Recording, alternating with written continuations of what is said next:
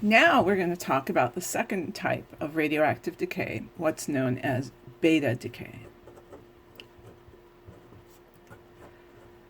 So there are two main types of beta decay and a third type that we'll talk about in the next video. So the two main types of beta decay are beta minus decay and beta plus decay. So let's start with beta minus decay. So beta minus decay is when a beta minus particle gets emitted. So beta minus particle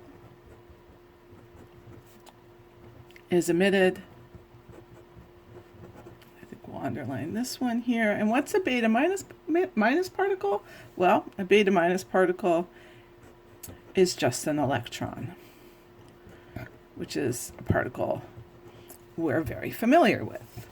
So let's look at an example of a nuclei that undergoes beta minus decay, one you probably have heard of and we will talk a little bit more about later on in this chapter, which is carbon-14. So one of the isotopes of carbon. So carbon-14 undergoes beta minus decay, and when it does so, it becomes nitrogen 14. And as you may or may not know, nitrogen has 7 protons. So the number of nucleons did not change here, but we went from 6 protons to 7 protons. And in the process, an electron is emitted, a beta minus particle. And there is also another particle that sometimes people don't talk about, and that is something known as an anti-electron neutrino. So now we'll talk about that guy a little bit more later, but just for now, let's look at our electron here. Because we like to look at the A's and the Z's and see how things balance out, sometimes we like to label our electron with a 0 for the number of nucleons, because an electron is not a nucleon, it's not a proton or a neutron, so it gets a 0, but it gets a -1 down here where we would normally write the Z, and that's because the electron has a charge of -1. And then when you compare the top numbers and the bottom numbers, we get a similar pattern like we saw with the alpha decay, where the top number here, 14 plus 0 equals 14, and on the bottom, 7 minus 1 equals 6. And so we can see the balancing out of the A's and the Z's, which is what we expect, because again, we can't lose charge, okay? And we want the net number of nucleons to not change. So now let's actually talk a little bit about this funny particle. So I'm going to write its name out. This is a particle that, as a particle physicist, I know quite a bit about. And actually, when they first started studying beta decay, they didn't know these particles existed. It wasn't until the 1930s when Wolfgang Pauli proposed the existence of these little neutral particles. In fact, you need this little neutral particle here in this decay process to conserve energy and momentum. But it wasn't named by Pauli. It was actually named by a physicist named Enrico Fermi. And essentially neutrino, so like I said, this is a neutrino. It's an electron anti-neutrino. And the word neutrino, which is the word that Fermi coined, means little neutral one. So neutral, which means little, and then ino is an Italian ending meaning little thing. Okay, so now electron, it's a type of neutrino. If you study neutrinos, you'll discover that neutrinos come in 3 types: electron, muon, and tau. And whenever you have electrons, you'll often see electron neutrinos go along with them. And then the anti part here is because it's antimatter, just like the positron. The antineutrino is made of antimatter. That's why it has a line over the top that is telling you that it's made of antimatter. Okay, so that's a little extra particle, but it has no charge. and it has no nucleon number, so you would have just zeros here. So we tend to just leave it alone and not label it. All right, so let's write our general beta minus decay formula now. So in general, what does this decay look like? You start with your parent with an A and a Z, and now it becomes a different. When it decays, we get N prime, a different nucleus. The A now doesn't change, but the Z increases by 1.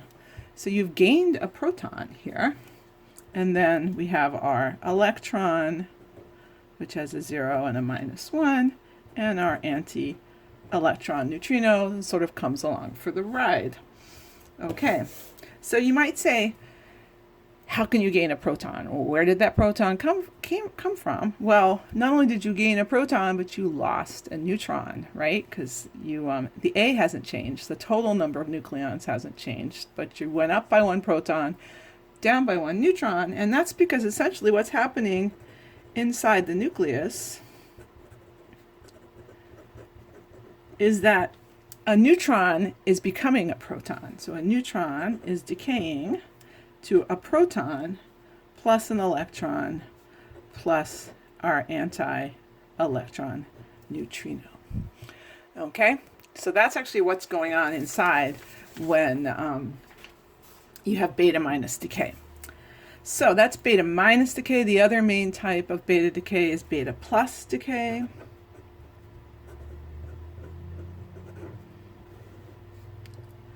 So beta plus decay is when a beta plus particle is emitted.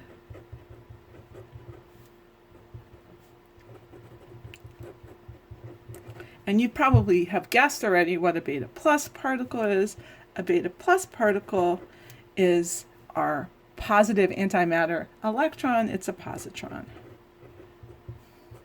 which we ran into when we were talking about annihilation and pair production in the previous chapter.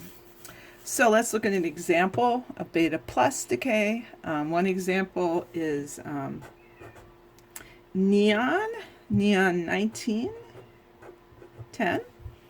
Okay, we'll undergo beta plus decay into fluorine 19,9. So now notice the A did not change, but the Z went down by 1 this time. And remember, a positron we write as E plus, so this has a positron. And this one also has a neutrino, but the interesting thing here is because you've already got the antimatter positron, this one has a matter neutrino. We write as mu E. So that is just an electron neutrino is what we call that, rather than an electron antineutrino. Again, it's neutral and very small and very weakly interacting. And then we have our positron here, which as we know is the antimatter partner of the electron. So let's look at this decay in general.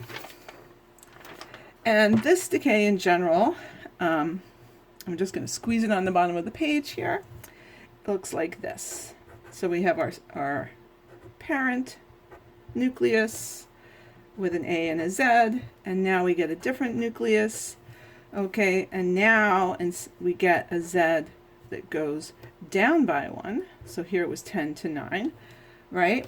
And so we've lost essentially a proton and gained a neutron, and you might say, well, where did the positive charge go? Well, the positive charge went to the positron. So we label the positron with a +1 here, just like we labeled our electron with a -1 there.